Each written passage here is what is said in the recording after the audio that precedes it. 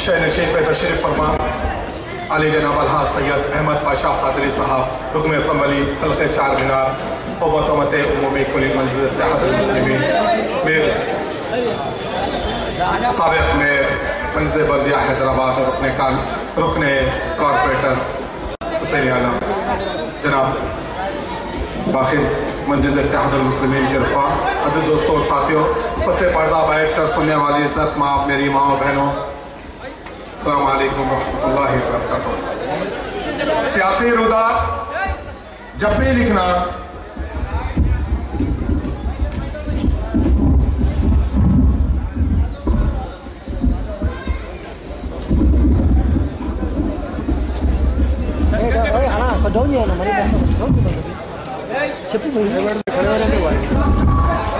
सियासी रुदात जब भी लिखना क़यामत अगर आ जाए तो गुजरात जरूर लिखना।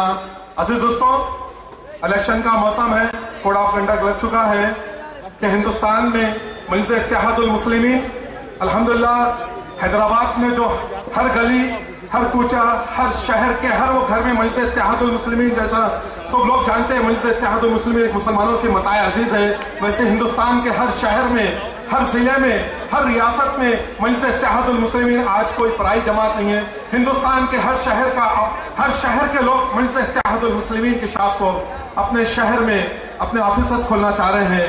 इसका नतीजा यह है कि मंजिल इत्तेहादुल मुस्लिमीन की बढ़ती हुई मकबूलियत को देखते हुए फिरका परस्त अनासिर, चाहे वो कोई भी फिरका परस्त तंजीमें हो, चाहे फिरका परस्त जमातें हो, चाहे वो कांग्रेस के फिरका परस्त ज़हनियत रखने वाले लीडर्स क्यों ना हो, मंजिल इत्तेहादुल मुस्लिमीन की क़यादत को महदूद करने की कोशिश कर रहे हैं।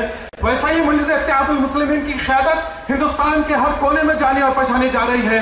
आज हिंदुस्तान की पार्लियामेंट में अगर मुसलमानों के अगर कोई मसाइल बेबाक अंदाज में उठाते हैं, मुसलमानों के मसाइल को अगर कोई सही अंदाज में उठाते हैं, पार्लियामेंट में और भी मुसलमान मौजूद है, मगर कोई मुसलमानों के मसाइल को बेबाक अंदाज में नहीं उठाते।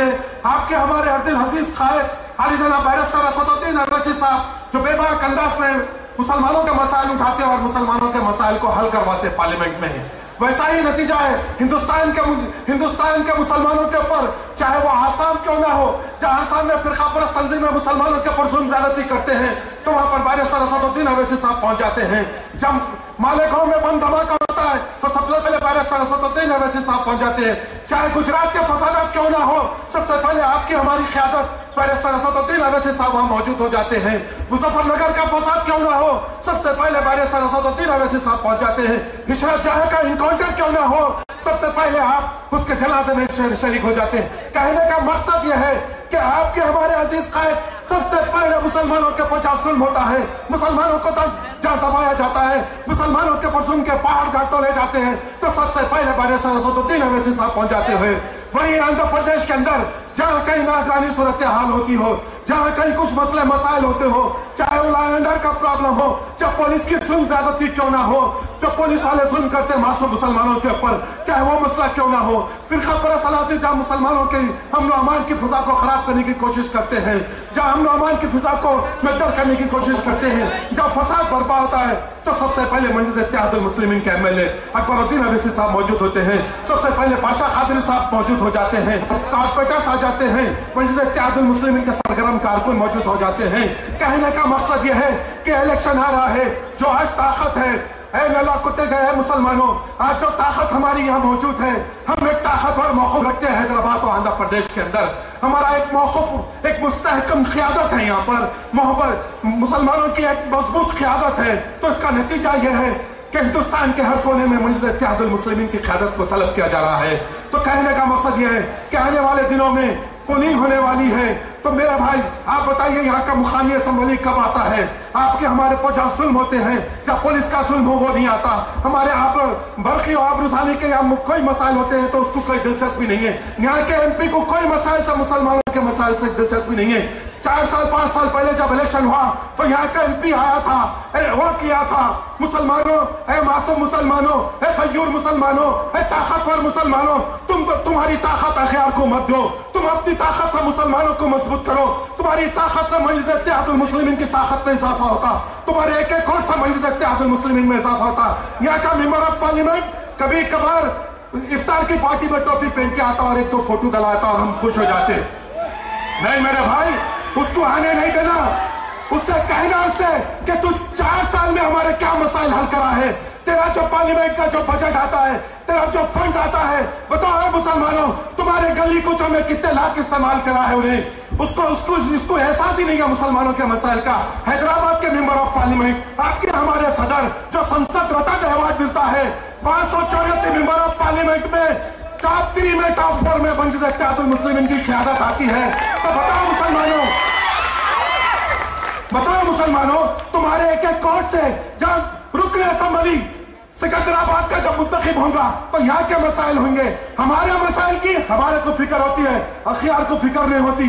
अखियार चाहते मुसलमान दबे, अखियार चाहते उनके पर जुल्म हो। जो लोग फिरका परस्त है, जो टोपी पहन लिया तो ये नहीं समझना उन्हें हमारा हमदर्द है, उन्हें और फिरका परस्त है। उन्हें जो टोपी पहन के खड़ता मसाजिद के सामने, उसकी झोली में भीख नहीं डालना, आपके उसकी झोली में थूक के निकल जाना। ऐसे मुसलमानों, तुम्हारा कोई कुछ करने वाला नहीं है। हमारे दर पे, हमारी दर की चौखटों को चाटने वाले हमारे मसाइल क्या हल करते? हमारे मसाइल तो अहमद पाशा खादरी साहब हल करते हैं। हमारे मसाइल तो ये सादात हल कर सकते हैं। सबसे पहले नागहानी सूरत हाल कहीं होती है शहर हैदराबाद में, आपके हमारे एमएलए पहुंच जाते हैं ना। कौन आते हैं मेरे भाई? पुलिस की जुल्म ज्यादती में कौन सबसे पहले आते? ये आते ये लोग, कोई नहीं आते। इनको हमदर्दी नहीं है।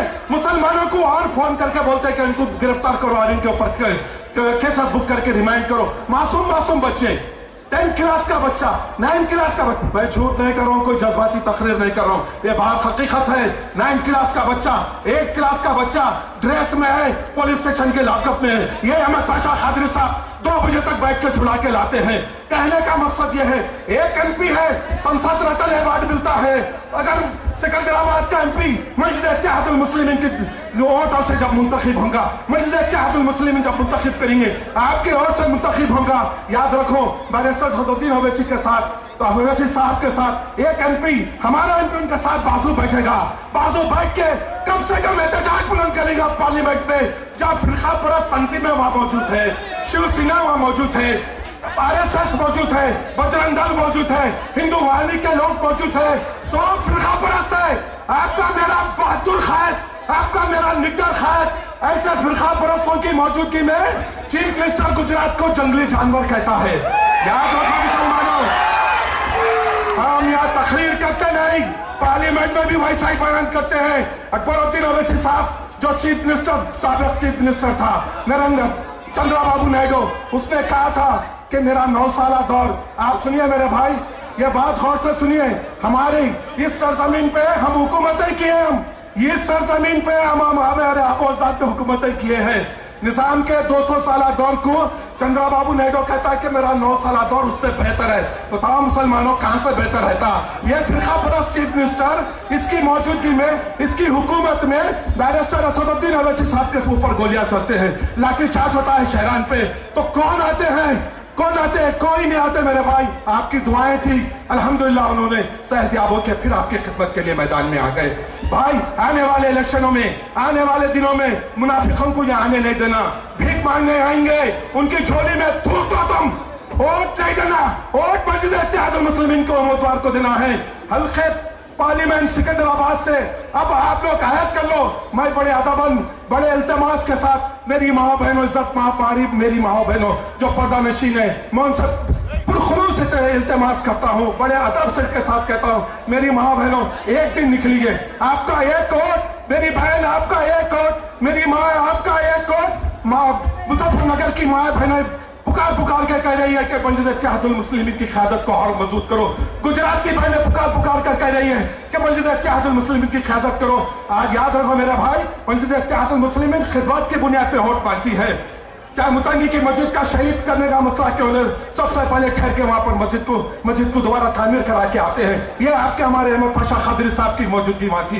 सदर मोहतरम बैरिस्टर सदरुद्दीन ओवैसी साहब थे, अकबरुद्दीन ओवैसी साहब थे, अरकान असेंबली थे, ठहर के तामीर कराए। बॉम्बई हाईवे 9 घंटे बंद कर दिए, किसी की मां ने जमीन आके हटाने के लिए। अल्हम्दुलिल्लाह कि हम वहां ठहरे, काम कराए, हमारी क़यादत वहां ठहर के मस्जिद को दोबारा तामीर कराए। आपके हमारे खादिम ईंट रखे, पत्थर रखे, करके तामीर करके घर को वापस आए हैदराबाद को। सालार मिलत का हुक्म था कि मस्जिद को तामीर करा के हैदराबाद आना, जब तक नहीं आना तो मस्जिद इत्तेहादुल मुस्लिमीन की क़यादत वहां मस्जिद मुतनी को तामीर करा के फिर हैदराबाद आते। कहने का मकसद यह है कि आपका दर्द मस्जिद इत्तेहादुल मुस्लिमीन की क़यादत महसूस करती है, तो आप मुसलमानों मस्जिद इत्तेहादुल मुस्लिमीन के बैनर तले जमा हो जाओ। वक्त आ चुका है, आप अपनी मौजूदगी का एहसास दिलाओ। ऐ खैर मुसलमानों, तुम बहुत ताकतवर है, तुम बहुत ताकतवर है। बता दो आने वाले इलेक्शन में कि मैं ताकतवर हूं और मस्जिद इत्तेहादुल मुस्लिमीन का एक सिपाही हूं। शुक्रिया, खुदा हाफिज।